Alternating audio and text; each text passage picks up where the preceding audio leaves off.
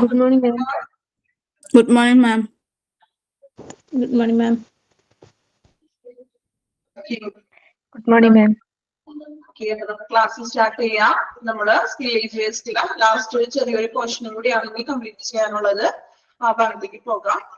കുറച്ചുകൂടി ചെറിയ പോയിന്റ്സ് മാത്രമേ ഉള്ളൂ. ഇത് നമ്മൾ പുതിയൊരു ചാപ്റ്റർ എന്തായാലും സ്റ്റാർട്ട് ചെയ്യുന്നതാണ്.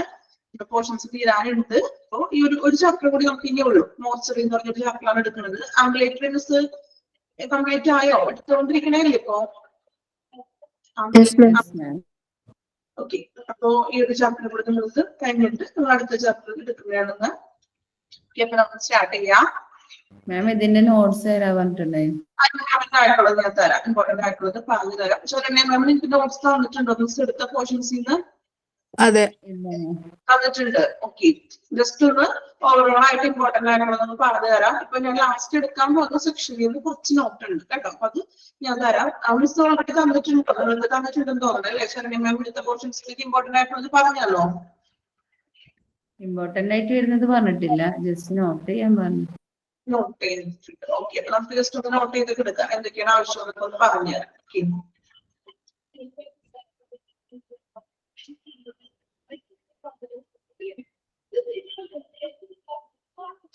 നമുക്ക് ലാസ്റ്റ് സെക്ഷൻ ആണ് emerging trends and technology. Emerging trends and technologies in spillage waste management. Spillage waste മാനേജ്മെന്റില് നമുക്ക് മാലിന്യ സംസ്കരണത്തിന് വേണ്ടി പുതിയ ന്യൂ ടെക്നോളജീസും പ്രവണതകളും അതിനുള്ള സാങ്കേതിക വിദ്യകൾ എന്തൊക്കെയാണെന്നാണ് ഇനി പറയുന്നത്. First one, robotics and automation.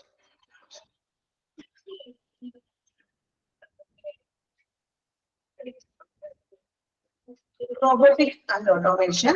Robotics and automation technologies are being evolved to handle danger waste safely and skillfully. This can help lessen the risk of exposure for healthcare workers and make better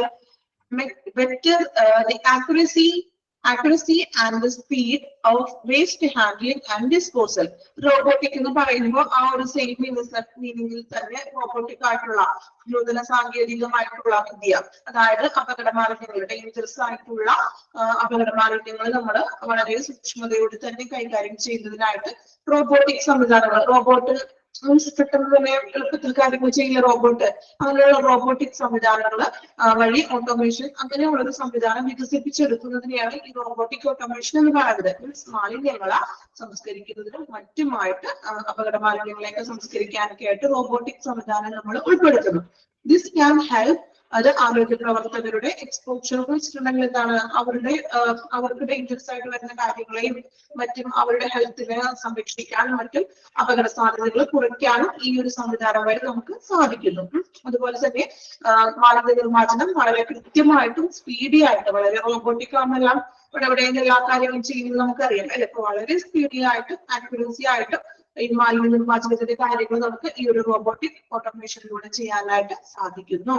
അതിന്റെ ചെറിയ നോട്ടിന് ഇത് കഴിഞ്ഞിട്ട് തരാം കേട്ടോ. എന്താണെന്നുള്ളത് one വേർഡിൽ ചെറിയ നോട്ടായിട്ട് തരാം. Just ഇത് എന്താണെന്ന് മനസ്സിലാക്കി വെച്ചാൽ മതി കേട്ടോ. Second one, bio remediation. എന്താണ് ബയോ റെമഡിയേഷൻ എന്ന് നോക്കാം. Bio remediation. This technology uses natural biological process to break down dangerous waste. This can be an effective and environment-friendly approach to spillage waste management. അപ്പോൾ ഇത് environment friendly approach ആണ്. Spillage waste managementല് environment friendly ആയിട്ടുള്ള ഒരു എന്താണ് effective ആയിട്ടുള്ള approach ആണ് bio remediation. എക്സാമിന് ചിലപ്പോൾ ചോദിക്കാം, അതൊന്ന് അണ്ടർലൈൻ ചെയ്തേക്കൂ. കാരണം നമുക്ക് സ്പില്ലേജ് വേസ്റ്റിന്റെ എക്കോ ഫ്രണ്ട്ലി ആയിട്ടുള്ള അല്ലെങ്കിൽ എൻവയോൺമെന്റ് ഫ്രണ്ട്ലി ആയിട്ടുള്ള അപ്രോച്ച് ഏതാണെന്ന് ചിലപ്പോൾ എക്സാമിന് ചോദിച്ചേക്കാം. അതൊന്ന് ജസ്റ്റ് ഒന്ന് മാർക്ക് ചെയ്തിട്ടേക്കും. അപ്പോൾ ഇവിടെ പറയുന്നത് എന്താണ്, നാച്ചുറൽ ആയിട്ടുള്ള ബയോളജിക്കൽ പ്രോസസ് ആണ് ഈ ബയോ റെമഡിയേഷൻസിൽ ചെയ്യുന്നത്. അതായത് എന്താണ് അപകടകരമായിട്ടുള്ള മാലിന്യങ്ങൾ, ഡേഞ്ചറസ് ആയിട്ടുള്ള മാലിന്യങ്ങളെയൊക്കെ നീക്കം ചെയ്യാൻ വേണ്ടിയിട്ട് ജൈവ പ്രക്രിയകൾ വഴിയാണ് ഈ ഒരു മാലിന്യങ്ങളെ നിർമ്മാർജ്ജനം ചെയ്യുന്നത്. അത് അപ്പോ എന്താണ് എൻവയോൺമെന്റിന് അധികം ദോഷകരമൊന്നല്ല, ഫ്രണ്ട്ലി അപ്രോച്ച്ഡ് ആയിട്ടുള്ളതാണ് അല്ലെ. അപ്പൊ ജൈവ പ്രക്രിയയാണ് അവിടെ, കെമിക്കൽസ് മറ്റൊന്നും ഉപയോഗിക്കുന്നില്ല, ജൈവികമായിട്ടുള്ള പ്രക്രിയയാണ് അവിടെ ചെയ്യുന്നത്. ബയോ റെമഡിയേഷൻ എന്ന് പറയുന്നത്. Then plasma arc gasification. Plasma arc classification. എന്താണെന്ന് നോക്കാം.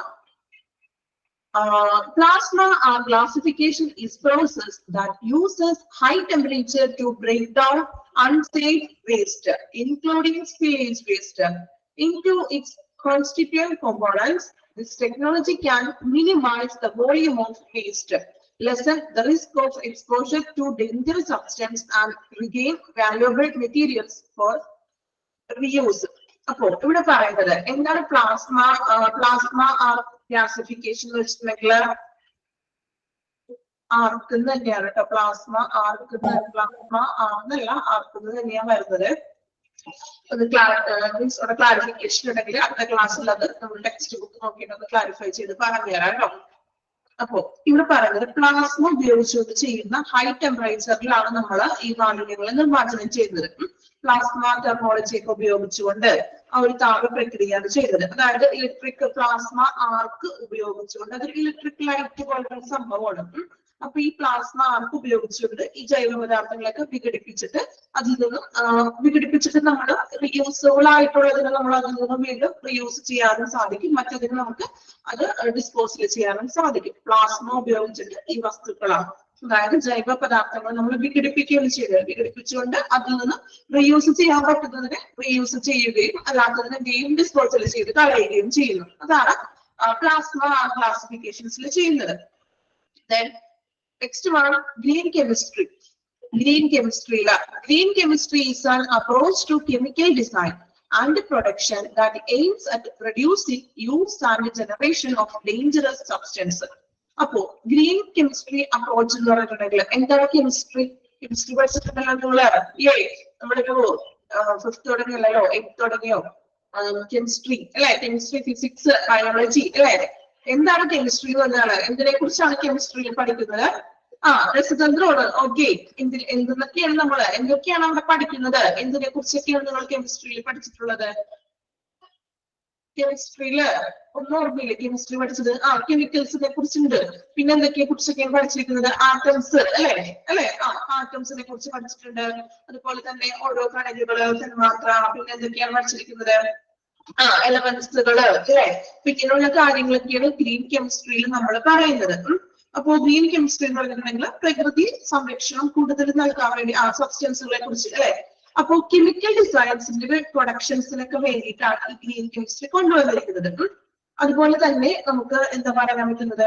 നമുക്ക് എന്ത് തുടങ്ങിയാണ് ഇങ്ങനെയുള്ള ഒരു ഗ്രീൻ കെമിസ്ട്രി എന്ന് പറഞ്ഞ ഒരു സംഭവം കൊണ്ടുവന്നെന്ന് വെച്ചിട്ടുണ്ടെങ്കിൽ നമ്മള് കെമിസ്ട്രി ഇയർ ആയിട്ട് പറയുന്ന വർഷം ഏതാണെന്ന് അറിയാമോ? ജസ്റ്റ് ഒന്ന് കമന്റ് ചെയ്യാമോ അറിയാവുന്നവര്?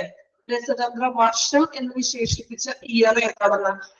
ആ ഒരു ഇയറിന് ശേഷമാണ് ഇങ്ങനെയുള്ളൊരു 2011. ഓക്കെ, PSC-യിലൊക്കെ ക്വസ്റ്റ്യനൊക്കെ എപ്പോഴും ചോദിക്കാറുള്ള ഇതാണ്. ജസ്റ്റ് നിങ്ങളത് അറിഞ്ഞിരിക്കാം. സൈഡിലൊന്ന് ഇപ്പൊ തന്നെ ഒന്ന് എഴുതി വെച്ചേക്കും. 2011 ഇയർ ഓഫ് കെമിസ്ട്രി ഇയർ അല്ലെങ്കിൽ രസതന്ത്ര വർഷം എന്ന് നമ്മൾ പറയുന്നത്. ഈ 2011 ശേഷമാണ് ഇങ്ങനെയുള്ള ഒരു ഒരു ഗ്രീൻ കെമിസ്ട്രി എന്നുള്ളൊരു സംഭവം കൊണ്ടുവന്നിരിക്കുന്നത്. അപ്പോ ഗ്രീൻ കെമിസ്ട്രി എന്ന് പറഞ്ഞിട്ടുണ്ടെങ്കിൽ മെയിൻ ആയിട്ട് പറയുന്നത് പ്രകൃതി സംരക്ഷണത്തിന് വേണ്ടി സാധ്യത നൽകുന്ന രാസവസ്തുക്കളെ ഉത്പാദിപ്പിക്കുന്ന ഒരു അതിന്റെ ഉപയോഗം വർദ്ധിപ്പിക്കാനായിട്ടുള്ളതാണ്. അതായത് രാസവസ്തുക്കളെ നമ്മൾ ഡേഞ്ചറസ് ആയിട്ടുള്ളതിന് അപകടകരമായിട്ടുള്ള വസ്തുക്കളുടെ ഉപയോഗവും ഉത്പാദനം കുറയ്ക്കാൻ, അപകടകരമായിട്ടുള്ള രീതിയിലുള്ള കെമിക്കൽസിന്റെ ഉത്പാദനം കുറയ്ക്കുക എന്നൊരു ലക്ഷ്യമാണ് ഈ ഗ്രീൻ കെമിസ്ട്രിയിലൂടെ നമ്മൾ ചെയ്യുന്നത്. അപ്പോ ഉത്പാദനം കുറയ്ക്കുക അല്ലെങ്കിൽ മാലിന്യങ്ങളുടെ അളവ് കുറയ്ക്കാൻ ഇങ്ങനെയുള്ള ഒരു ഗ്രീൻ കെമിസ്ട്രി വഴി സാധിക്കും. മെയിൻ ആയിട്ട് അതിന്റെ ലക്ഷ്യം എന്ന് പറഞ്ഞാൽ ഡേഞ്ചറസ് ആയിട്ടുള്ള കെമിക്കൽസിന്റെ അളവ് അല്ലെങ്കിൽ അതിന്റെ ഉത്പാദനം കുറയ്ക്കുക. ഇതാണ് ഗ്രീൻ കെമിസ്ട്രി മെയിൻ ആയിട്ട് പറയുന്നത്. Last one, nano technology. Nano technology എന്ന് വെച്ചിട്ടുണ്ടെങ്കിൽ nano technology is being developed to give more effective and environment friendly solutions for dangerous waste management, which includes spillage waste. For example, nanoparticles can be used selectively to bind hazard substance, making them easier to eliminate and dispose safely. എന്താണ് nano എന്ന് വെച്ചാൽ? Nano meaning എന്താണ്? നമ്മള് nano എന്ന് പറയും അല്ലെ. എന്ത് nano എന്ന് വെച്ചിട്ടുണ്ടെങ്കിൽ മീനിങ് എന്താണ് അതിന്റെ? നാനോ സ്മോൾ അല്ലെ, ഏറ്റവും ചെറുത്, ചെറിയ ഇതാണ്. ആ സെയിം മീനിങ് തന്നെയാണ് നാനോ അതിലും വരുന്നത്. അതായത് നമ്മൾ ഈ സ്പില്ലേജ് ആരോഗ്യ സംസ്കരണത്തിന് ഫലപ്രദവുമായിട്ടുള്ളതും അതുപോലെ തന്നെ എൻവയോൺമെന്റലി ഫ്രണ്ട്ലി ആയിട്ടുള്ള പ്രോസസ് ആണ് നാനോ ടെക്നോളജി ചെയ്യുന്നത്. അതായത് അതില് മാലിന്യങ്ങൾ, ഉദാഹരണത്തിന് പദാർത്ഥങ്ങളെ ബന്ധിപ്പിക്കുന്നതിനും അല്ലെങ്കിൽ നാനോ കണങ്ങളെ, ഏറ്റവും ചെറിയ കണങ്ങൾ, അതായത് ഒരു മൈക്രോമീറ്ററിൽ താഴെയുള്ള അളവിലുള്ള സൂക്ഷ്മ കണങ്ങള് അവയെ നമ്മൾ എന്ത് ചെയ്യും, ഭൗതികമായിട്ടും എന്തൊക്കെ മാറ്റങ്ങളൊക്കെ അതിന് വരും. ആ മാറ്റങ്ങളൊക്കെ പ്രയോജനപ്പെടുത്തിക്കൊണ്ട് പുതിയ ഉൽപ്പന്നങ്ങളൊക്കെ ഈ നാനോ ടെക്നോളജി വഴി ഉത്പാദിപ്പിക്കുകയാണ് ചെയ്യുന്നത്.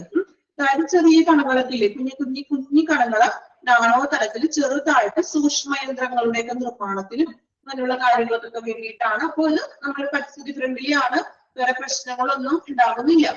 അപ്പൊ അങ്ങനെയുള്ള സൂക്ഷ്മ കണങ്ങൾ ഉപയോഗിച്ചുകൊണ്ട് പുതിയ ഉൽപ്പന്നങ്ങളൊക്കെ ഉണ്ടാക്കാനൊക്കെ സാധിക്കുന്നു. ഇതാണ് നാനോ ടെക്നോളജി മെയിൻ ആയിട്ട് പറയുന്നത്. ഇത്രയും കാര്യങ്ങളാണ് പുതിയ നൂതന ടെക്നോളജിയിൽ വരുന്നത്. ജസ്റ്റ് ഒന്ന് ഇത്രയും ഒന്ന് വായിച്ചു നോക്കാം. ചെറിയ നോട്ട്സ് തരാം കേട്ടോ. ഇതിന്റെ ചെറിയൊരു നോട്ട് തരാം. പെട്ടെന്ന് വേണം, നമുക്ക് പുതിയൊരു ചാപ്റ്ററും കൂടെ ഞാൻ സ്റ്റാർട്ട് ചെയ്യുന്നതുണ്ട്. വായിച്ചു നോക്കിക്കോളൂ.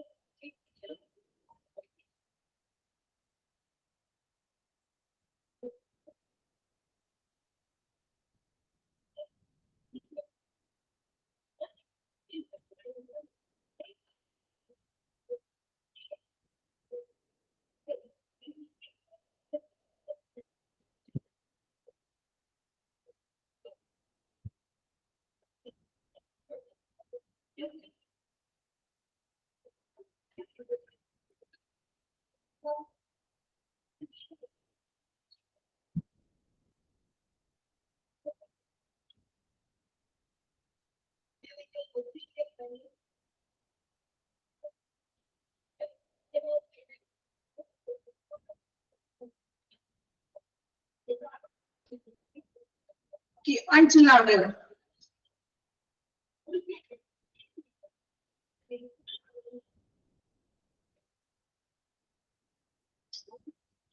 ഒന്ന് നോട്ട് കൊടുക്കാമോ?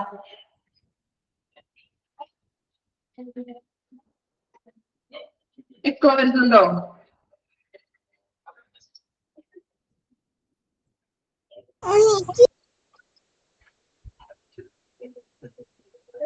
സൂര്യഫായിട്ട് നമ്മള് ഓഫ് ചെയ്തില്ല കേട്ടോ, ചെയ്തിട്ടുണ്ട് കേട്ടോ.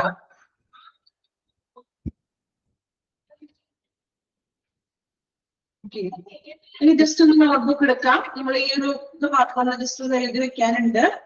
ചെറിയൊരു നിങ്ങൾക്ക് വായിച്ച് എളുപ്പം മനസ്സിലാവുന്ന രീതിയിൽ ഒന്ന് എഴുതിയെടുത്തോളൂ കേട്ടോ.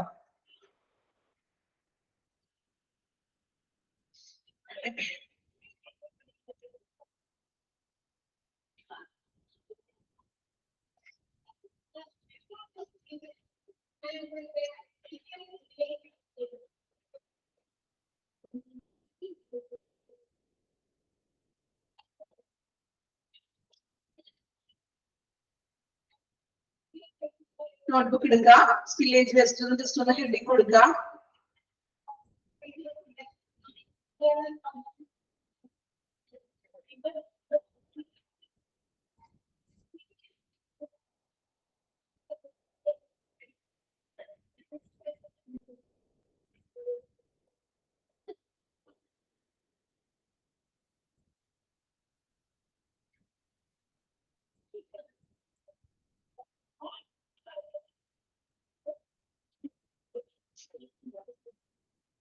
Okay, follow.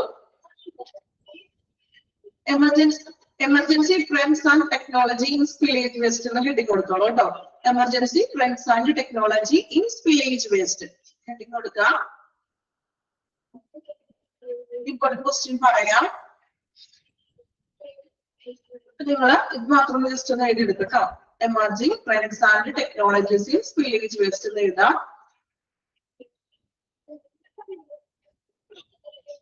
ഇത് എഴുതിക്കോളും. റോബോട്ടിക്സിന്റെ അറിയാലോ, സ്പീഡി ആയിട്ട് വേസ്റ്റ് ഹാൻഡിൽ ചെയ്യുന്ന ഒരു പ്രക്രിയയാണ്. Then ബയോ റെമഡിയേഷൻ എഴുതിക്കോളും. ബയോ റെമഡിയേഷൻ എഴുതാം. Bio remediation.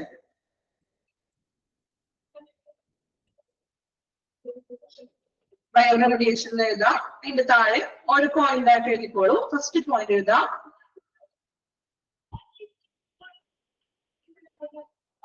Environment friendly approach. Environment friendly approach. ചിലപ്പോൾ എക്സാമിന് ആ ഒരു പോയിന്റ് എടുത്ത് മാത്രം ചോദിക്കാം അല്ലെ. എൻവയോൺമെന്റ് ഫ്രണ്ട്ലി അപ്രോച്ചിനായിട്ടുള്ള ടെക്നോളജി ഏതാണെന്ന് ചോദിക്കാം. Environment friendly approach.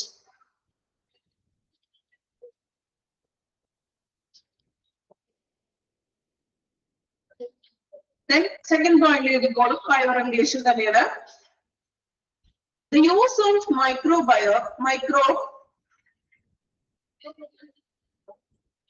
the use of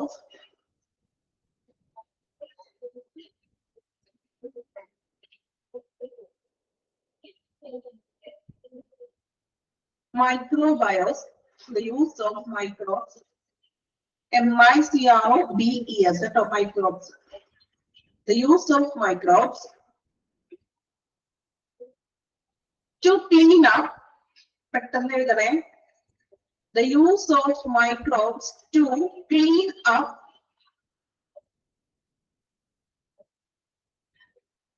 contaminated soil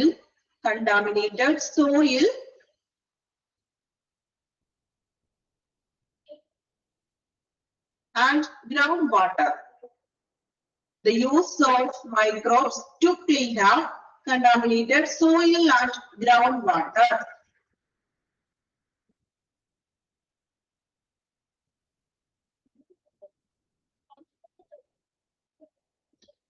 Then next one I recall plasma gasification later. Plasma gasification. Plasma gasification. And the target recall. It is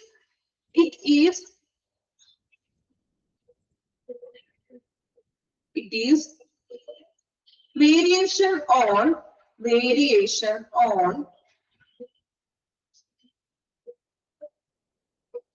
it is variation on gasification. It is variation on gasification. It is variation on gasification which use it is variation on gasification which use plasma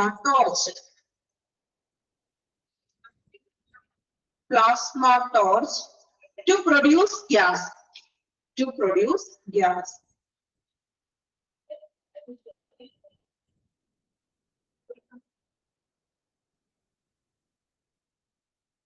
It is variation on classification which use plasma torch to produce gas.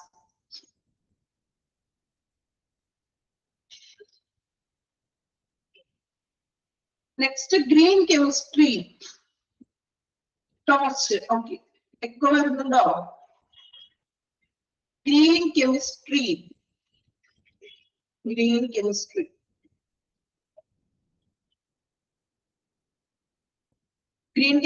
താഴെ 2011 chemistry year എന്ന് എഴുതിക്കോളൂ. എക്സാമിന് ചിലപ്പോൾ ചോദിക്കാൻ chance ഉണ്ട്. Green chemistry ഇപ്പൊ തന്നെ പഠിച്ചു പോകാട്ടോ. 2011 chemistry year എന്ന് എഴുതിക്കോളൂ. 2000 കുറച്ചു പേർക്കൊക്കെ അറിയാവുന്നതാണ് അല്ലെ. PSC ഒക്കെ എതിരാളുകളൊക്കെ ആണെങ്കിലേ അതിൽ നിന്ന് എപ്പോഴും ചോദിക്കാറൊക്കെ ഉണ്ട് കേട്ടോ. മീൻസ് കെമിസ്ട്രി വർഷം ചോദിക്കാറുണ്ട്. അപ്പോൾ 2011 കെമിസ്ട്രി ഇയർ എന്ന് എഴുതാം. അതിന്റെ താഴെ എഴുതിക്കോളൂ. The design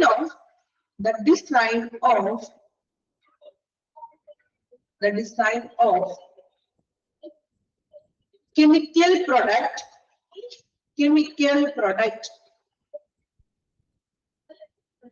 design of chemical product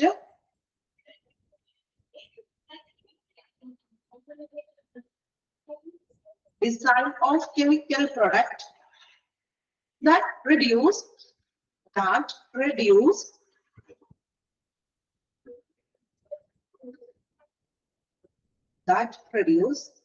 or eliminate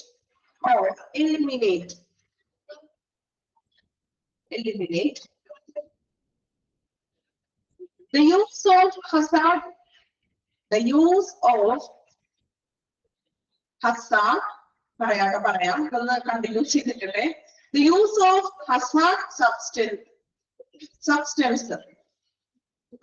substance the design of chemical product that reduce or eliminate the use of hazard substance.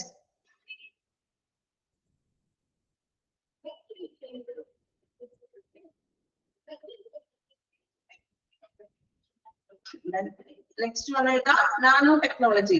Nanotechnology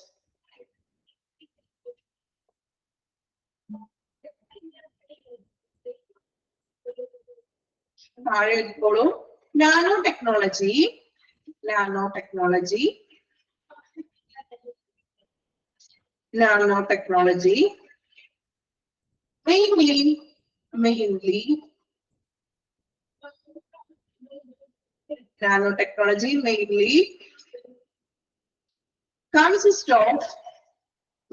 consists of the processing of separation. Nanotechnology mainly consists the process of separation.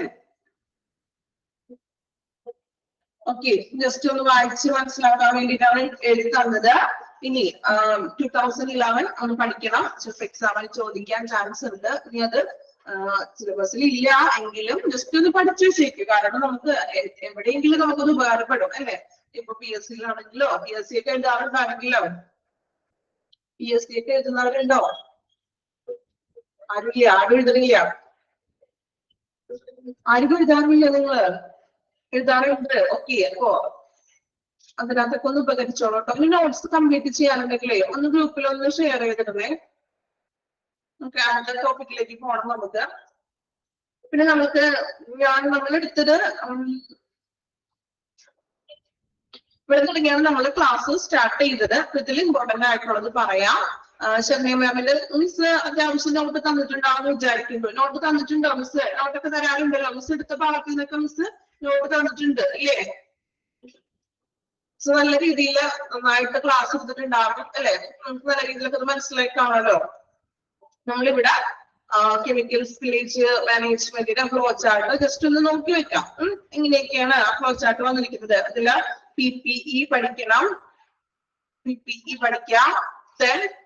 പിന്നെ നമ്മൾ ഓരോ spillage വേസ്റ്റിനെ കുറിച്ച് പറഞ്ഞായിരുന്നു അല്ലെ? Radio active spillage waste management പറഞ്ഞു. അവിടെയും PPP വരുന്നുണ്ട്. പിന്നെ ജസ്റ്റ് ഒന്ന് വായിച്ചു നോക്കാം എന്താണ് അതിന്റെ ഉള്ളിൽ എന്നുള്ളതൊന്ന് വായിച്ച് മനസ്സിലാക്കി നിങ്ങൾ വെക്കാം. അപ്പൊ നിങ്ങൾക്ക് ക്വസ്റ്റ്യൻ വരുമ്പോ നമുക്ക് എന്തായാലും ഓപ്ഷൻ ഉണ്ടല്ലോ. നോട്ട് തന്നിട്ടുണ്ട്. ഓക്കെ, അപ്പൊ നോട്ട് തന്നിട്ടുള്ളത് അതനുസരിച്ച് പഠിച്ചാൽ മതി കേട്ടോ. അപ്പോ റേഡിയോ ആക്ടിവിറ്റിയിൽ എന്തൊക്കെയാണ് വന്നിരിക്കുന്നത് ജസ്റ്റ് അതിന്റെ കാര്യങ്ങൾ എന്താണെന്ന് മീൻസ് ഒന്ന് സമ്മറൈസ് ചെയ്തത് പഠിച്ചു വെക്കാം. നമുക്ക് ഓൾറെഡി ഓപ്ഷൻ ഉണ്ടല്ലോ. അപ്പൊ അത്യാവശ്യം വായിച്ചൊരാൾക്ക് എങ്ങനെ വന്നാലും ഓപ്ഷൻ കാണുമ്പോൾ നിങ്ങൾക്ക് ഉത്തരം മനസ്സിലാകും അല്ലെ? ജസ്റ്റ് എന്താണെന്ന് ഒന്ന് മനസ്സിലാക്കി വെക്കുക. എല്ലാം കാണാപ്പാടി പഠിക്കണമെന്ന് ഞാൻ പറയുന്നില്ല, മനസ്സിലാക്കി ഒന്ന് വെക്കാം. പിന്നെ അതുപോലെ ലബോറട്ടറിയിൽ വരുന്നത് എന്തൊക്കെയാണ്? ലബോറട്ടറിയിൽ ഞാൻ പ്രത്യേകം പറഞ്ഞു ഹൈപ്പോക്ലോറൈഡ് സൊല്യൂഷൻ ആണ് അവിടെ ഉപയോഗിക്കുന്നത്. അത് ഇമ്പോർട്ടന്റ് ആണ്, ഒന്ന് മാർക്ക് ചെയ്ത് വെച്ചോളൂ കേട്ടോ. ഹൈപ്പോക്ലോറൈഡ് ഇമ്പോർട്ടന്റ് ആണ്, മാർക്ക് ചെയ്യുക. ഞാൻ പറയുന്നത് നിങ്ങളൊന്നൊരു സ്റ്റാർ ചെയ്ത് വെക്കുക, അങ്ങനെ തന്നെ ചെയ്തോളൂ കേട്ടോ. ഹൈപ്പോക്ലോറൈഡ് ഇമ്പോർട്ടന്റ് ആണ്, എക്സാമിൽ ചോദിക്കാറുണ്ട്. പിന്നെ അതുപോലെ തന്നെ PPP ഇൻക്ലൂഡഡ് ആയിട്ടുള്ളത് എന്തൊക്കെയാണെന്ന് ലാബ് കോട്ടും കെമിക്കൽ ഗ്ലൗസ് സേഫ്റ്റി ഗ്ലാസസ് ഇതെല്ലാം മോക്ക് ടെസ്റ്റിൽ ഞാൻ തന്നിട്ടുണ്ടെന്നാണ് എന്റെ വിശ്വാസം. ഉണ്ടായിരുന്നു മോക്ക് ടെസ്റ്റില് ക്വസ്റ്റ്യൻ മോക്ക് ടെസ്റ്റിൽ ഇതൊക്കെ ഉണ്ട്. കാരണം അത് പല വിധത്തിൽ ചിലപ്പോൾ ക്വസ്റ്റ്യൻ ചോദിക്കാം. ചിലപ്പോ ഓരോ കണ്ടുപിടിക്കാൻ പറയും. ഇപ്പൊ PPP ഉള്ളത് തന്നിട്ടുണ്ടാവും, ഒരെണ്ണം വേറെ പുറത്തുനിന്ന് തരാം. പല രീതിയിൽ ക്വസ്റ്റ്യൻ വന്നേക്കാം കേട്ടോ. അപ്പൊ അതുകൊണ്ടാണ് ഇമ്പോർട്ടന്റ് ആണെന്ന് പറഞ്ഞത്. അപ്പൊ അതൊന്ന് സ്റ്റാർ ചെയ്യാം. അതുപോലെ തന്നെ നമ്മൾ പറഞ്ഞ ഹൈപ്പോക്ലോറൈഡ് ഒന്ന് സ്റ്റാർ ചെയ്ത് വെക്കാം. ദെൻ പിന്നെ നമ്മൾ ഫാർമസ്യൂട്ടിക്കലിൽ പറഞ്ഞു അല്ലെ, അതും സെയിം ആ ഒരു പ്രോസസ്സുകളും കാര്യങ്ങളൊക്കെ തന്നെയാണ് ഫാർമസ്യൂട്ടിക്കലിൽ വന്നിരിക്കുന്നത്. പിന്നെയാണ് നമ്മൾ ലാസ്റ്റ് എടുത്ത ഓരോ ട്രെയിനിങ്ങുകളും എഡ്യൂക്കേഷൻസും എന്തൊക്കെയാണ് നമ്മൾ പ്രോപ്പർ ആയിട്ട് അവർക്ക് ട്രെയിനിങ്ങും എഡ്യൂക്കേഷൻസ് കൊടുക്കേണ്ടത്. ജസ്റ്റ് ഒന്ന് വായിച്ചു നോക്കിയാൽ മതി കേട്ടോ, ഈ കാര്യമായിട്ടൊന്നും ചോദിക്കാറില്ല. ഇനി നമ്മൾ റെഗുലേറ്ററി ഫ്രെയിം വർക്കിൽ നമ്മൾ മെയിൻ ആയിട്ട് നോക്കേണ്ടത് കുറച്ച് ഫുൾ ഫോമുകളും കാര്യങ്ങളുണ്ട്, അത് എടുത്ത് ചോദിക്കാറുണ്ട്. ഇപ്പോ RCRA അല്ലെങ്കിൽ ഒക്യുപേഷണലോ അല്ലെങ്കിൽ എന്തെങ്കിലും ചോദിക്കാം. പിന്നെ അതുപോലെ തന്നെ EPA എൻവയോൺമെന്റൽ പ്രൊട്ടക്ഷൻ ഏജൻസി അത് ചോദിക്കാറുണ്ട്. അത് ഫുൾ ഫോം ആയിട്ട് മാത്രമല്ല അല്ലാതെയും കണ്ടോ മാനേജ്മെന്റ് ഡിസ്പോസൽ ഡേഞ്ചറസ് ഒക്കെ ചെയ്യുന്നത് അതും ചോദിക്കാം കേട്ടോ. ഇപ്പൊ ഫസ്റ്റ് മുതലല്ല പറഞ്ഞത്, ഞാൻ നിങ്ങൾക്ക് സ്റ്റാർട്ട് ചെയ്തത് തുടങ്ങിയുള്ള പോർഷൻസിലാണ് പറഞ്ഞത് കേട്ടോ. മറ്റേത് ശരണ്യ മാം അല്ലേ നിങ്ങൾക്ക് ആ പോർഷൻസ് എടുത്തിരിക്കുന്നത്. ഇപ്പൊ നമ്മൾ ലാസ്റ്റ് പറഞ്ഞ ഈ ഓരോ ടെക്നോളജീസും ജസ്റ്റ് ഒന്ന് അറിഞ്ഞിരിക്കാം എന്താണ് സംഭവം എന്ന്. റോബോട്ടിക്സ് എന്ന് പറയുമ്പോൾ തന്നെ എന്താണ് പറയുന്നത്, കുറച്ച് സ്പീഡി ആയിട്ട് അക്യുറസി ആയിട്ട് വേസ്റ്റിനെ മാനേജ്മെന്റ് ചെയ്യുന്ന ഒരു പ്രോസസ് ആണ് റോബോട്ടിക്സ്. അങ്ങനെ ഒറ്റ സെന്റൻസിൽ നിങ്ങൾ ഓർത്തിരിക്കണം അല്ലെ. നമുക്ക് ഇത്രയും കാണാപ്പാഠം പഠിക്കാനായിട്ട് ബുദ്ധിമുട്ടാണെന്ന് അറിയാം. അതുകൊണ്ട് നമ്മൾക്ക് മനസ്സിലാവുന്ന രീതിയിൽ ഒറ്റ വാക്കിൽ നിങ്ങൾ എല്ലാ കാര്യങ്ങളും മനസ്സിലാക്കി വെക്കാം. റോബോട്ടിക്സ് ഓട്ടോമേഷൻ എന്ന് പറയുമ്പോൾ എന്താണ് മനസ്സിലേക്ക് വരേണ്ടത്, സ്പീഡി ആയിട്ട് അക്യുറസി ആയിട്ട് ചെയ്യുന്ന ഒരു ഹാൻഡ്ലിംഗ് ഡിസ്പോസൽ ആണ്. ബയോറെമഡിയേഷൻ എന്ന് പറഞ്ഞാൽ എന്താണ്, എൻവയോൺമെന്റ് ഫ്രണ്ട്ലി അപ്രോച്ച് ആണ്. ഒറ്റത് മതി, ഒറ്റത് കൊണ്ട് നമുക്ക് കാര്യം മനസ്സിലാക്കാൻ പറ്റണം അല്ലെ. കുറെ പഠിച്ചിട്ട് നമുക്കത് മൈൻഡിൽ നിൽക്കില്ല കാര്യം. പ്ലാസ്മ ഗ്യാസിഫിക്കേഷൻ എന്ന് പറഞ്ഞാല് നമുക്കറിയാം പ്ലാസ്മ ടോർച്ച് ഉപയോഗിച്ചുകൊണ്ട് നമ്മൾ ചെയ്യുന്ന ഒരു പ്രോസസ് ആണ് അല്ലെ. മിനിമൈസ് ചെയ്യുന്നത് വേസ്റ്റിനെ കുറയ്ക്കുന്ന ഒരു പ്രോസസ് ആണ് അവിടെ.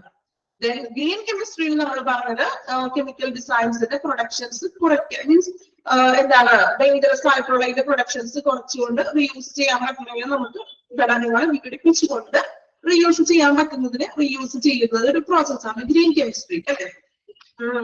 നാനോ ടെക്നോളജി എന്ന് പറഞ്ഞിട്ടുണ്ടെങ്കിൽ നമ്മൾ പറഞ്ഞു എന്താണ് ഏറ്റവും താഴ്ന്ന നാനോ ചെറിയ രീതിയിലുള്ള ഒരു നമ്മൾ പറഞ്ഞ ഏറ്റവും ചെറിയ രീതിയിൽ ദ്രവങ്ങളെ നാനോ തലത്തില് ചെറുതായിട്ട് സൂക്ഷ്മ യന്ത്രങ്ങൾ നിർമ്മിക്കാനും മറ്റും. നാനോ എന്ന് പറയുമ്പോൾ ഏറ്റവും ചെറുത് അങ്ങനെ മനസ്സിലോർക്കും. ഓക്കെ, അങ്ങനെ കുറച്ച് നമ്മൾ ഒറ്റ സെന്റൻസിൽ കാര്യം മനസ്സിലാക്കി പഠിച്ചാൽ മതി. നിങ്ങൾ ഒരുപാട് പഠിക്കുമ്പോഴാണ് നിങ്ങൾക്ക് മറന്നു പോകാനായിട്ട് ചാൻസ് കൂടുതൽ അല്ലെ. ഇത്രയും കാര്യങ്ങളാണ് നമ്മൾ എടുത്ത പോർഷൻസിൽ നിന്ന് നിങ്ങൾ നോക്കേണ്ടത്. ദെൻ മാമിന്റെ നിങ്ങൾക്ക് നോട്ട് തന്നിട്ടുണ്ടെന്ന് പറഞ്ഞു, അപ്പൊ ആ നോട്ട് അനുസരിച്ച് ഒന്ന് ജസ്റ്റ് ഒന്ന് പഠിക്കാം കേട്ടോ.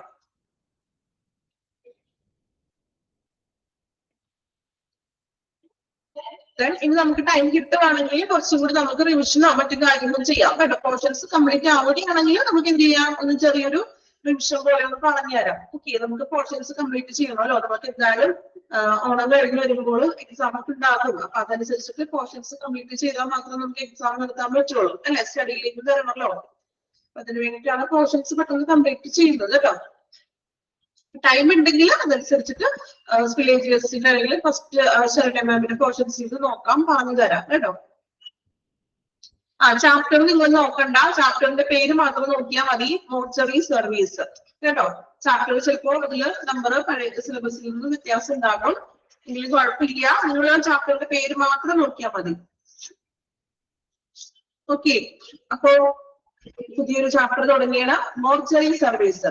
ബയോമെഡിക്കൽ വേസ്റ്റിന്റെ അത്രയും ബോറിംഗ് ഒന്നും ഇല്ല കേട്ടോ, പ്രത്യേകം പറയാം. വേസ്റ്റ് ഇത്തിരി ബോറിംഗ് ആയിരുന്നു അല്ലെ, ആണോ? സ്പില്ലേജ് വേസ്റ്റ് ഏതാണ് നിങ്ങൾക്ക് കുറച്ചും കൂടി ബെറ്റർ ആയിട്ട് തോന്നിയത്? ബയോമെഡിക്കൽ ആണോ ബെറ്റർ അല്ലെങ്കിൽ സ്പില്ലേജ് വേസ്റ്റ് ആണോ ബെറ്റർ ആയിട്ട് തോന്നിയത്? കുറച്ചും കൂടി എനിക്ക് തോന്നുന്നു ബയോമെഡിക്കല് കുറച്ചും കൂടി എളുപ്പമൊന്നുമില്ല അല്ലെ, കുഴപ്പമില്ലാന്ന് തോന്നുന്നു അല്ലെ. സ്പീഡായിരുന്നോ? കുറച്ച് സ്പീഡിൽ പോയതാണ്, കാരണം എന്താണ് നമ്മുടെ പോർഷൻസ് കംപ്ലീറ്റ് ചെയ്യണം. പിന്നെ ഞാൻ പറഞ്ഞില്ല അപ്പൊ വലിയ ഇമ്പോർട്ടൻസ് അതൊന്നും വരുന്നില്ല, അതുകൊണ്ടാണ് കുറച്ച് സ്പീഡിൽ തന്നെ പോണത് കേട്ടോ. ഓക്കെ, അപ്പൊ നമ്മള് പുതിയൊരു ചാപ്റ്റർ ആണ് മോർച്ചറി സർവീസ്. നമുക്കറിയാം ഒരു ഹോസ്പിറ്റലിൽ ചെയ്യുമ്പോൾ ഒരു ഹോസ്പിറ്റലിന്റെ ഏറ്റവും ഇമ്പോർട്ടന്റ് ആയിട്ടുള്ള ഒരു പാർട്ടാണ് മോർച്ചറി എന്ന് പറയുന്നത് അല്ലെ. മോർച്ചറിയുടെ ഉള്ളിൽ കയറിയിട്ടില്ലെങ്കിലും പുറത്തുനിന്ന് നമ്മൾ പലരും കണ്ടിട്ടുണ്ടാകും മോർച്ചറിന്റെ എഴുതി വെച്ചിരിക്കുന്ന ഒരു ഏരിയ. ശ്രദ്ധിച്ചിട്ടുണ്ടോ? നമ്മൾ പലപ്പോഴും ശ്രദ്ധിക്കാറില്ല അല്ലെ. നമ്മളുടെ ഉള്ളിൽ ചെറിയൊരു പേടിയൊക്കെ വരുത്തുന്ന ഒരു ഇതാണ് മോർച്ചറി എന്ന് പറയുന്നത്. പേടിയിലല്ല എന്നെ പറയാ അല്ലെ, നമുക്കൊരു മൈൻഡ് ആകെ ഡിസ്റ്റർബ് ആയി പോകും അല്ലെ. നമ്മൾ ആ ഏരിയയുടെ ഉള്ളിൽ പ്രവേശിച്ചിട്ടില്ലെങ്കിലും ജസ്റ്റ് നമ്മൾ ഹോസ്പിറ്റലിനുള്ളിൽ പാസ് ചെയ്യുമ്പോൾ ഈ മോർച്ചറി എന്ന് പറഞ്ഞൊരു ഏരിയ കണ്ടിട്ടുണ്ടാവും ഇല്ലേ? കണ്ടിട്ടുണ്ടോ ആരെങ്കിലും? ഉള്ളിൽ കയറിയിട്ടുണ്ടോ ഞാൻ ചോദിക്കുന്നില്ല. മീൻസ് ജസ്റ്റ് നമ്മള് ഹോസ്പിറ്റലിന്റെ ആദ്യ കൂടിയൊക്കെ ഒന്ന് നടക്കുമ്പോഴേ ആ ഒരു ഏരിയ നമ്മൾ ശ്രദ്ധയിൽപ്പെട്ടിട്ടുണ്ടാവും. നമ്മൾ കൂടുതൽ നോക്കാറില്ല, നമുക്ക് അതറിയേണ്ട കാര്യമില്ലല്ലോ അല്ലെ. നമ്മള് കുറച്ച് പേടിപ്പെടുത്തുന്നതായതുകൊണ്ട് നമ്മൾ അവിടെ നോക്കേണ്ട ആവശ്യം വരുന്നില്ല. അപ്പൊ നമുക്ക് നോക്കാം, ഇൻട്രൊഡക്ഷൻ വായിക്കാം.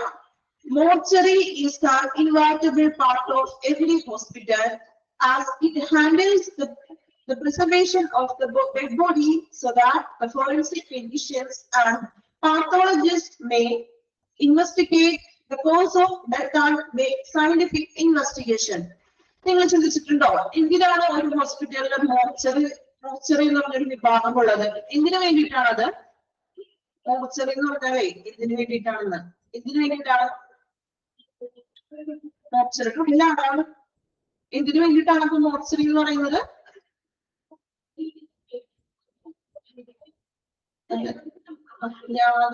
ഞാനെന്നാണോ ഉദ്ദേശിച്ചത്? മംഗ്ലീഷ് എഴുതുമ്പോഴേ ചിലത് നമുക്ക് വായിക്കാൻ പറ്റില്ല, നമുക്ക് സ്വന്തമായിട്ട് വായിക്കാൻ പറ്റുള്ളൂ. ഞാനാണോ ഉദ്ദേശിച്ചത്? എഴുതിയാള് സൂക്ഷിക്കാൻ അല്ലെ?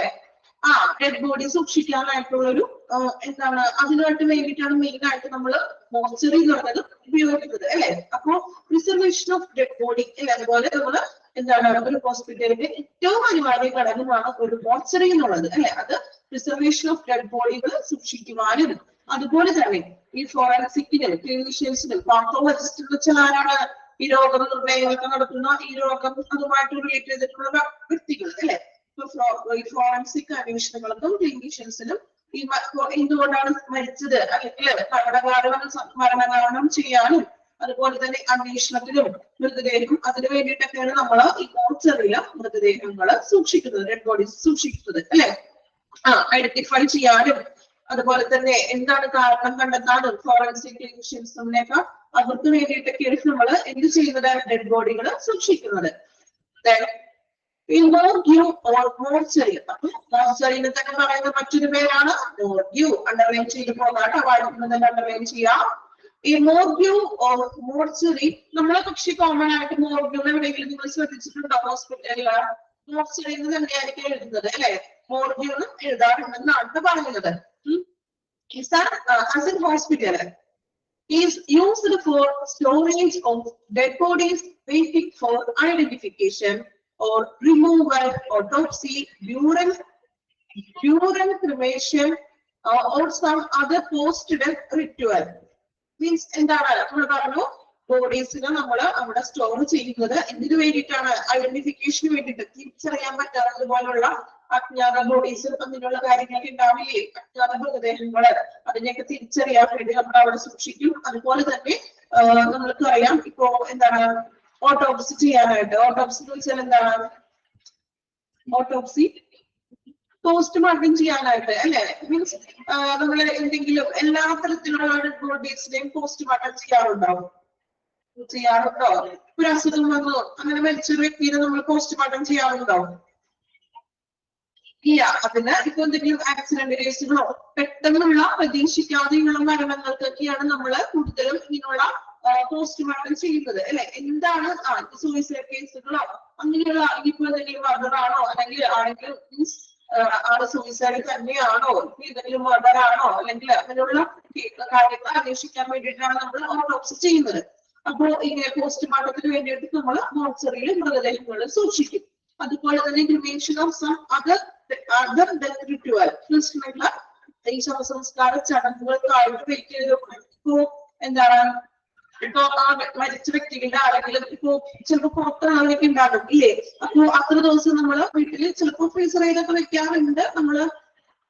അതുപോലെ തന്നെ മോർച്ചറിയിൽ സൂക്ഷിക്കാറുണ്ട്. ഇപ്പൊ ചിലപ്പോ ഒരാഴ്ച കഴിഞ്ഞിട്ടൊക്കെ ആയിരിക്കും ചിലപ്പോ ബാക്കി ശവസംസ്കാര നടപടികളൊക്കെ എടുക്കുന്നത്. അപ്പോ അതിനു വേണ്ടിയിട്ടൊക്കെയാണ് നമ്മൾ എന്ത് ചെയ്യുന്നത്? മോർച്ചറിയിലെ ഡെഡ് ബോഡീസിനെ നമ്മൾ പ്രിസർവ് ചെയ്യുന്നത്. നെക്സ്റ്റ് പോയിന്റ് നോക്കാം. The term morgue is derived from French word. അപ്പോ ഇങ്ങനെയുള്ള morgue എന്നുള്ള വേർഡ് ഫ്രഞ്ച് വേർഡ് നിന്നാണ്. അതൊരു ഫ്രഞ്ച് വേർഡാണ് morgue, which means to look at solemnly. എന്താ to look at solemnly എന്ന് വെച്ചിട്ടുണ്ടെങ്കിൽ means to hold seriously എന്നുള്ള അർത്ഥമാണ്. അതായത് വളരെ ഗൗരവത്തോടു കൂടി സൂക്ഷിച്ചു വെക്കുക എന്നുള്ളൊരു മീനിങ് ആണ് മോർച്ചറി അല്ലെങ്കിൽ മോർഗ് എന്നുള്ളത് അല്ലെ. നമ്മൾ പ്രിസർവേഷൻ ചെയ്യണം ആ ബോഡീനെ വളരെ സൂക്ഷ്മമായിട്ട് വളരെ ഗൗരവമായിട്ട് തന്നെ എന്ത് ചെയ്യാം, ഡെഡ് ബോഡീനെ സൂക്ഷിച്ചു വെക്കുക എന്നുള്ളൊരു മീനിങ് ആണ് മോർച്ചറി എന്നുള്ളൊരു വാക്കിനുള്ളത്. Then morgue is mostly used in North American English, while mortuary is more common in British English. നമ്മൾ ഇവിടെ കോമൺ ആയിട്ട് യൂസ് ചെയ്യുന്നത് ബ്രിട്ടീഷ് ഇംഗ്ലീഷിൽ പറയുന്നത് മോർച്ചറി ആണ്. പക്ഷെ നോർത്ത് അമേരിക്കൻ ഇംഗ്ലീഷിൽ അവിടെ മോർഗ്യൂ എന്നാണ് പറയുന്നത്. നമ്മള് മോർഗ്യൂ നിങ്ങൾ ഏതൊക്കെയും ഹോസ്പിറ്റലിൽ എഴുതി വെച്ചത് ശ്രദ്ധിച്ചിട്ടുണ്ടോ? മോർഗ്യൂ ശ്രദ്ധിച്ചിട്ടുണ്ടോ? മോർഗ്യൂന്ന് മോർച്ചറിയും തന്നെയാണ് നമ്മൾ കണ്ടിട്ടുള്ളത്. നമ്മുടെ നോർത്ത് അമേരിക്കയിലൊക്കെയാണ് എന്താണ് മോർഗ്യൂ എന്ന് പറയുന്നത്. നമ്മള് കോമൺ ആയിട്ട് ഇവിടെ പറയുന്നത് മോർച്ചറി തന്നെയാണ്. അപ്പൊ അതാണ് ഒരു മോർച്ചറി എന്താണെന്ന് ക്ലിയർ ആയോ? അറിയാവുന്ന കാര്യമാണല്ലോ അല്ലെ. മോർച്ചറി എന്ന് പറഞ്ഞാൽ ഡെഡ് ബോഡീസ് സൂക്ഷിക്കാൻ വേണ്ടിയിട്ടാണ്, പോസ്റ്റ്മോർട്ടത്തിനും അല്ലെങ്കിൽ മറ്റു ഫോറൻസിക് അന്വേഷണങ്ങൾക്ക് വേണ്ടിയിട്ട് നമ്മൾ എന്ത് ചെയ്യുന്നു, ഡെഡ് ബോഡി കീപ്പ് ചെയ്യുന്നു. ഇതാണ് മോർച്ചറി എന്ന് പറയുന്നത്. നെക്സ്റ്റ് നോക്കാം, നീഡ് ഫോർ മോർച്ചറി.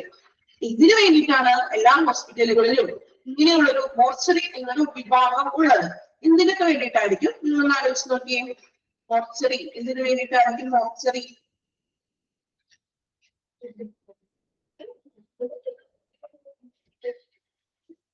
നോക്കാം, നമുക്ക് പോയിന്റ് വായിച്ച് നോക്കാം.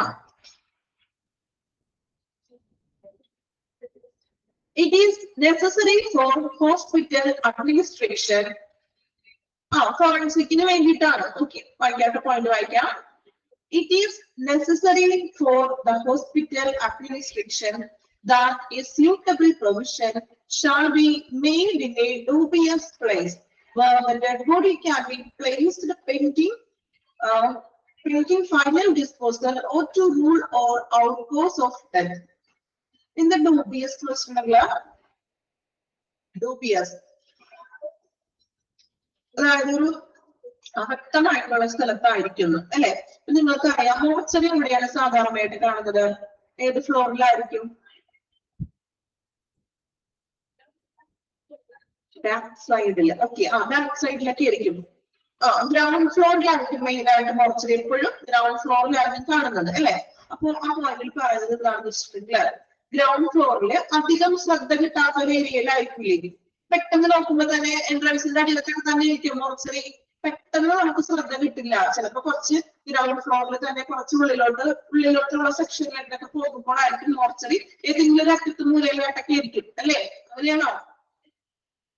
നമ്മൾ ഹോസ്പിറ്റലിൽ കയറി ചെല്ലുമ്പോ തന്നെ മോർച്ചറിയിലോട്ടുണ്ടോ എവിടെയെങ്കിലും? ഇല്ല അല്ലെ. അതാണ് പറഞ്ഞത്. അതായത് കുറച്ച് ഗ്രൗണ്ട് ഫ്ലോറിൽ തന്നെ കുറച്ച് അവ്യക്തമായിട്ടുള്ള മീൻസ് അധികം ശ്രദ്ധയൊന്നും കിട്ടാത്ത രീതിയിലുള്ളൊരു അല്ലെങ്കിൽ ആംബുലൻസ് ഒക്കെ പാർക്ക് ചെയ്യാൻ പറ്റുന്ന അതിന്റെ ഒരു ഏരിയയിലൊക്കെ ഇതിന്റെ ഫ്രണ്ടിലായിട്ടൊക്കെ ചിലപ്പോൾ ആംബുലൻസ് ഒക്കെ പാർക്ക് ചെയ്തിരിക്കുന്നത് ശ്രദ്ധിച്ചിട്ടുണ്ടോ അറിയില്ല. ഇനി എപ്പോഴെങ്കിലും പോകുമ്പോ മോർച്ചറി അന്വേഷണമാണ് പോകണ്ട. ശ്രദ്ധയിൽപ്പെടുകയാണെങ്കിൽ എന്ത് ചെയ്യാം എന്ന് നോക്കാം. അതിന്റെ അടുത്ത് ആംബുലൻസ് പാർക്ക് ചെയ്തിട്ടുണ്ടോ എന്നൊക്കെ എന്ത് ചെയ്യാം എന്ന് നോക്കാം. ഏകദേശം ഒരു അധികം ശ്രദ്ധ കിട്ടാത്ത ഒരു ഏരിയയിൽ തന്നെയായിരിക്കും മോർച്ചറി സ്ഥാപിച്ചിരിക്കുന്നത്. അതുപോലെ തന്നെ എന്താണ് നമ്മള് എന്താണ് ഒരു ആംബുലൻസ് പാർക്കിങ്ങും സൗകര്യങ്ങളൊക്കെ അതിന്റെ അടുത്ത് തന്നെ ഉണ്ടാകും.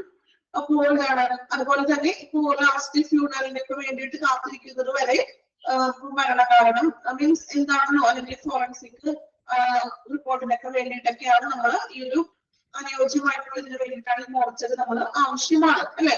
അതുവരെ ഡെഡ് ബോഡി സൂക്ഷിക്കാനായിട്ട് മോർച്ചറി അനിവാര്യം ആണ്. അതാണ് ഫസ്റ്റ് പോയിന്റിൽ പറയുന്നത്. Second one, a precisely planned mortuary complex is beneficial to all those who come in contact with it. That is police, doctors, medical students, staff and relatives of the dead. അതായത് carefully ആയിട്ട് വളരെ നല്ല രീതിയിൽ carefully ആയിട്ട് plan ചെയ്ത രീതിയിലായിരിക്കണം mortuary. അതുമായിട്ട് ബന്ധപ്പെട്ട എല്ലാവർക്കും, അതായത് ഇപ്പൊ പോലീസുകാരുണ്ട്, ഡോക്ടേഴ്സ് ഉണ്ട്, അതുപോലെ തന്നെ മെഡിക്കൽ സ്റ്റുഡൻസ് ഉണ്ട്, സ്റ്റാഫ്, റിലേറ്റീവ്സ് എന്നിവർക്ക് പ്രയോജനകരമാണ്. അതായത് റിലേറ്റീവ്സിന് എങ്ങനെയാണ്, ഇപ്പൊ ഞാൻ പറഞ്ഞു ചിലപ്പോൾ പുറത്ത് വിദേശത്തുള്ളവരൊക്കെ ഉണ്ടെങ്കിൽ അത്ര ദിവസം മോർച്ചറി ഡെഡ് ബോഡി അവിടെ തന്നെ മോർച്ചറിയിൽ സൂക്ഷിക്കും. അതുപോലെ തന്നെ ഇപ്പൊ പോലീസ് ഇൻവെസ്റ്റിഗേഷൻ റിപ്പോർട്ട്സ് ഒക്കെ എടുക്കാൻ വേണ്ടിയിട്ട് മോർച്ചറിയിൽ വന്നിട്ടാവുന്ന അദ്ദേഹത്തിന്റെ ബാക്കി ഫോറൻസിക് റിപ്പോർട്ടുകളും അന്വേഷണങ്ങളും അങ്ങനെയുള്ള ഇപ്പൊ മെഡിക്കൽ സ്റ്റുഡൻസിന് അതുമായിട്ട് റിലേറ്റഡ് ചെയ്തിട്ടുള്ള എന്തെങ്കിലും ഗവേഷണങ്ങളും മറ്റും നടത്താൻ വേണ്ടിയിട്ട് മോർച്ചറി ആവശ്യമാണ്, അവർക്കെല്ലാം പ്രയോജനകരമാണ്. മൂന്നാമത്തെ പോയിന്റ് നോക്കാം. Provision of mortuary facility and service in a hospital also has an important bearing with regard to public relation of the hospital. അല്ലെ, അതായത് ഈ ആശുപത്രികളിൽ മോർച്ചറി ഫെസിലിറ്റീസും സർവീസും നൽകുന്നതിനാല് ഹോസ്പിറ്റലിന്റെ പബ്ലിക് റിലേഷന് കുറച്ചുകൂടി ഒരു പ്രധാന പങ്ക് വഹിക്കുന്നുണ്ട്. അതായത് ഇപ്പൊ എക്സാമ്പിൾ പറയുകയാണെങ്കിൽ ഒരു പേഷ്യന്റ് ഹോസ്പിറ്റലിൽ ചികിത്സയിൽ ഇരിക്കുകയാണ്. ഓൾറെഡി ആള് ചികിത്സയിൽ ഇരിക്കുമ്പോൾ ആ ചികിത്സയിൽ ഇരിക്കുമ്പോൾ തന്നെ ഹോസ്പിറ്റലിൽ വെച്ച് മരണപ്പെടുകയാണ്, അല്ലെ? അങ്ങനെ മരണപ്പെടുകയാണെങ്കിൽ ഈ ആളെ നമ്മൾ മോർച്ചറിയിലേക്ക് ഡെഡ് ബോഡി മാറ്റും. ഇപ്പോ ഇൻ കേസ് ആ ഒരു ഹോസ്പിറ്റലിൽ മോർച്ചറി ഇല്ലെങ്കിൽ അതിനു വേണ്ടി നമ്മൾ ഈ ആളെ വേറൊരു മോർച്ചറി ഉള്ള ഹോസ്പിറ്റലിലേക്ക് മാറ്റേണ്ടതായിട്ട് വരും, അല്ലെ? എന്തെങ്കിലും ഇപ്പൊ പെട്ടെന്നൊക്കെ മരിക്കുകയാണെങ്കിൽ ചിലപ്പോ എന്താണ് നമ്മൾ പറഞ്ഞ പോലെ പോസ്റ്റ്മോർട്ടം ചെയ്യേണ്ടതായിട്ട് വരും, അല്ലെ? പെട്ടെന്നുള്ള മരണമൊക്കെ ആണെങ്കിൽ പോസ്റ്റ്മോർട്ടം ചെയ്യേണ്ടതായിട്ട് വരും. സോ അതിനുവേണ്ടി ആ സെയിം ഹോസ്പിറ്റലിൽ തന്നെ മോർച്ചറി ഉണ്ടെങ്കിൽ ആളെ നമുക്ക് എന്ത് ചെയ്യാം, അതിലേക്ക് ഷിഫ്റ്റ് ചെയ്യാനായിട്ട് സാധിക്കും, അല്ലെ? ഡെഡ് ബോഡി എന്ത് ചെയ്യാം, അവിടെ തന്നെ കീപ്പ് ചെയ്യാൻ സാധിക്കും. അപ്പൊ അത് ഒരു പബ്ലിക് റിലേഷനോടെ കീപ്പ് ചെയ്യുകയാണ്. അതായത് വേറെ ഒന്നുമില്ല, വേറെ ഹോസ്പിറ്റലിൽ നമ്മൾ ഈ മോർച്ചറി ഉള്ള ഹോസ്പിറ്റലിൽ അപേക്ഷിച്ചൊന്നും പോകേണ്ട ആവശ്യമില്ല, ആളെ അവിടുത്തെ മോർച്ചറിൽ തന്നെ പ്രവേശിപ്പിക്കാം. Last one. Much sentiment value are attached to the dead body of the person with socio and medical legal importance attached to the mortuary of the hospital. Therefore, establishment and management of mortuary is of significance of every hospital. അല്ലെ, അതായത് നമുക്കറിയാം സാമൂഹ്യപരമായിട്ടും സോഷ്യലായിട്ട് ലീഗലായിട്ട് അനുസരിച്ചിട്ട് വേണം mortuary set ചെയ്യാറുണ്ട്. Mortuary നമുക്ക് ഇഷ്ടത്തിനല്ല set ചെയ്യുന്നത്, അത് സോഷ്യലും ലീഗലൊക്കെ ആയിട്ടുള്ള ഇമ്പോർട്ടൻസ് അതൊക്കെ പാലിച്ചുകൊണ്ട് വേണം നമ്മൾ ഒരു മോർച്ചറി ഹോസ്പിറ്റലിൽ സെറ്റ് ചെയ്യുക. ആ മോർച്ചറിയിൽ നമുക്കറിയാം ആ ഡെഡ് ബോഡിനോട് ഒരു ഇമോഷണൽ ഒരു ഫീലിംഗും നമുക്ക് ഉണ്ടാകണം, അല്ലെ? അതിന് വേണ്ടിയിട്ടാണ് ഒരു മോർച്ചറി. നമുക്കറിയാം ഒരു ഡെഡ് ബോഡിനോട് നമുക്ക് എപ്പോഴും എന്താണ് ഒരു ഇമോഷണൽ ഫീലിംഗ് ആണ്. ആരും ആയിക്കോട്ടെ, ചിലപ്പോൾ നമ്മൾ അറിയാത്ത ഒരു വ്യക്തി ആയിരിക്കാം, അല്ലെ? നമ്മളെ ഒരിക്കൽ പോലും കണ്ടിട്ടില്ലാത്ത വ്യക്തി ആയിരിക്കാം. എങ്കിൽ പോലും നമുക്ക് എന്താണ് എന്താ പറയാ, ഒരു മാനസികമായിട്ട് നമുക്ക് ഡെഡ് ബോഡിയുടെ ഒരു ഇമോഷണൽ ഒരു ഫീലിംഗ് ഉണ്ടാകില്ലേ? ഉണ്ടോ? മനുഷ്യരായ ഏതൊരു വ്യക്തിക്കും അങ്ങനെ ഒരു ഇമോഷണൽ, മനുഷ്യർക്ക് മാത്രമല്ല മൃഗങ്ങൾക്ക് ഒരു മീൻസ് ഇമോഷണൽ ഒരു ഫീലിംഗ് ഉണ്ട്, ഇല്ലേ? നമ്മൾ അറിയാവുന്ന ഒരു വ്യക്തിയാണെങ്കിലും അല്ലെങ്കിൽ പോലും നമുക്ക് ഇമോഷണൽ ഫീലിംഗ് ഉണ്ടാകും, ഇല്ലേ? ഉണ്ടാകാറുണ്ടോ? ഇവിടെ ഉണ്ടോ? ഉറക്കത്തിലാണ് എല്ലാവരും. ഇപ്പൊ നമ്മുടെ വയനാട് ദുരന്തത്തിന് നമ്മുടെ ടിവിയിലും അല്ലെ നമ്മുടെ ന്യൂസില് ആ ഒരു വീക്ക് മൊത്തം ഇങ്ങനെ ന്യൂസ് കണ്ട്. പക്ഷെ നമ്മൾ അറിയാത്ത വ്യക്തികളാണത്. എങ്കിലും ഇങ്ങനെ മൃതശരീരങ്ങളൊക്കെ എടുക്കുന്നതൊക്കെ കാണുമ്പോൾ നമ്മുടെ ഉള്ളിന്റെ ഒരു ഇമോഷണൽ ഫീലിങ്സ് വന്നിട്ടുണ്ടാകും, ഇല്ലേ? വന്നിട്ടുണ്ടാവണം.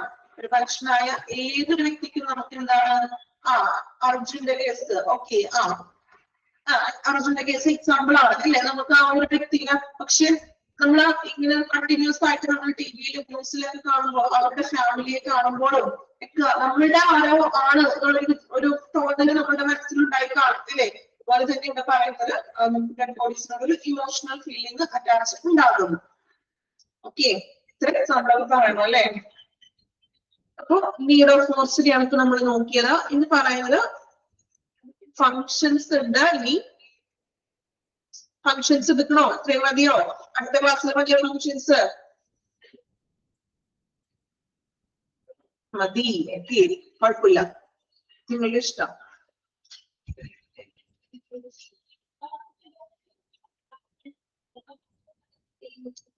അത്രയും ഭാഗം ഒന്ന് വായിച്ചു നോക്കിയേ. ഇൻട്രൊഡക്ഷനും നീഡും ഒന്ന് വായിച്ചു നോക്കിക്കോളൂ.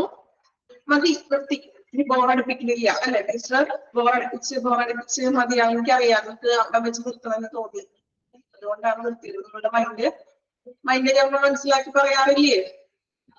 വായിച്ചു നോക്കിക്കോളൂ കേട്ടോ. ഇൻട്രൊഡക്ഷനും നീഡും വായിച്ചു നോക്കിക്കോളൂ.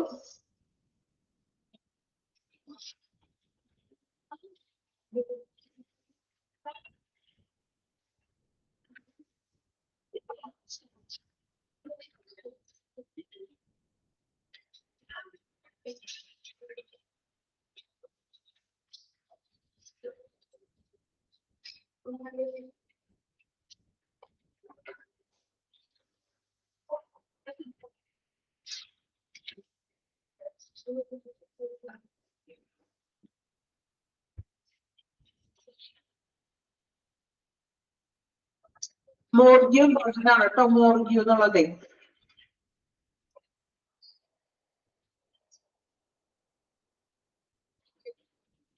ഫ്രഞ്ച് വേർഡ് നിന്നാണ് ഡ്രൈവ് ചെയ്തിരിക്കുന്നത്. അതിന്റെ മീൻസ് എന്ന് വെച്ചാൽ എന്താണ്? Look at solemnly to death. Just കുറച്ച് ഹോൾഡ് ചെയ്തിട്ട് സീരിയസ് ആയിട്ട് തന്നെ സൂക്ഷിക്കുക എന്നുള്ളൊരു മീനിങ് ആണ്. ചെറിയൊരു ചാപ്റ്റർ ആണ് കേട്ടോ. അതൊരു 2-3 ക്ലാസ്സോട് കൂടി നെക്സ്റ്റ് എനിക്ക് തോന്നുന്നു ഒരു 2 ക്ലാസ്സോ 3 ക്ലാസ്സോട് കൂടി കഴിയും.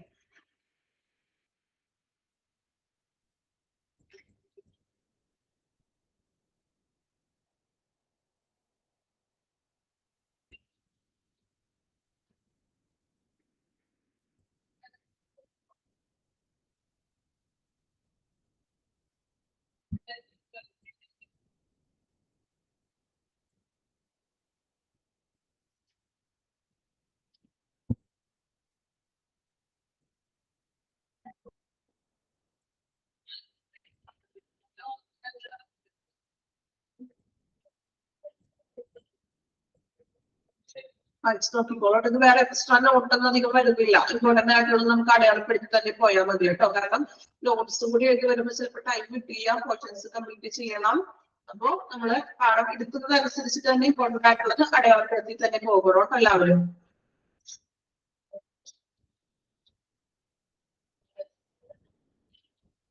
അപ്പൊ നമ്മൾ ഇത്രയും എടുത്തതിൽ നിങ്ങളൊന്ന് അടയാളപ്പെടുത്തിയോ? മോർഗ്യൂ അല്ലെങ്കിൽ മോർച്ചറി എന്നുള്ളത് അണ്ടർലൈൻ ചെയ്യണം. അതുപോലെ തന്നെ ഡിറൈവ് ചെയ്തിരിക്കുന്നത് ഫ്രഞ്ച് വേർഡിൽ നിന്നുള്ളതാണെന്ന് അണ്ടർലൈൻ ചെയ്യാം.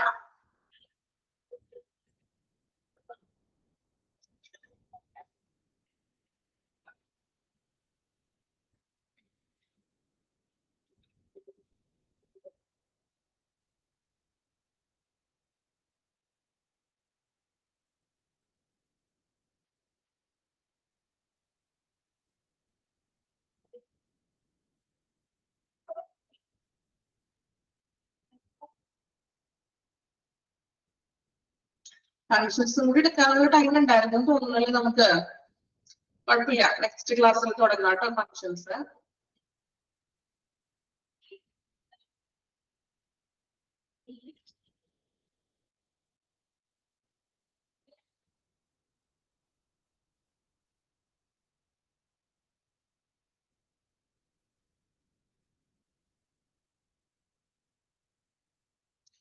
ഓക്കെ, നെക്സ്റ്റ് ക്ലാസ്സിൽ നമുക്ക് തുടങ്ങിയപ്പോൾ ഇനി അടുത്ത മീൻസ് ഫങ്ഷൻസ് മതിയോ? ബോറിംഗ് ആയോ നിങ്ങൾക്ക്? വില്ലേജ് വെസ്റ്റ് കഴിഞ്ഞതോടുകൂടി മീൻസ് മതിയായെന്ന് തോന്നിയോ?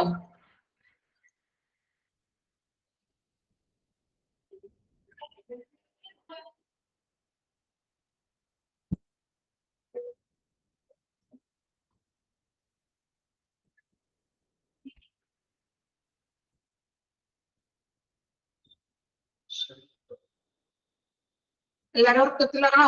എങ്ങനെയുണ്ട് ഈ ചാപ്റ്റർ? മോർച്ചറി മീൻസ് വലിയ കുഴപ്പമൊന്നുമില്ലല്ലോ. ഇൻട്രൊഡക്ഷൻ നോക്കിയിട്ട് എന്ത് തോന്നി? പഠിക്കാൻ എളുപ്പമല്ലേ? വലിയ ബുദ്ധിമുട്ടില്ലല്ലോ. മൈക്ക് ഓഫ് ആണോ?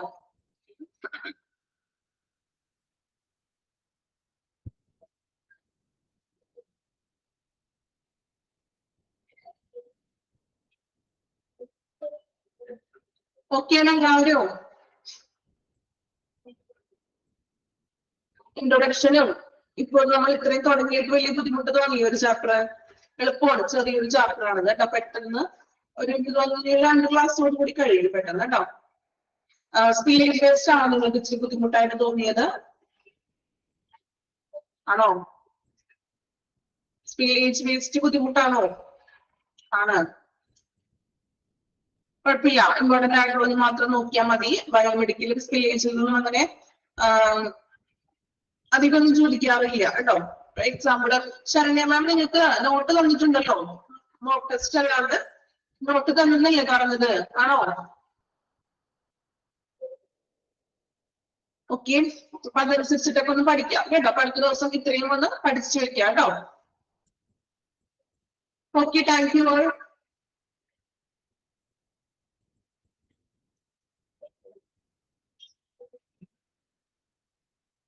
മോർച്ചറി എന്ന് പറഞ്ഞ ചാപ്റ്റർ ഇത്രയും ഭാഗം വായിക്കണം കേട്ടോ.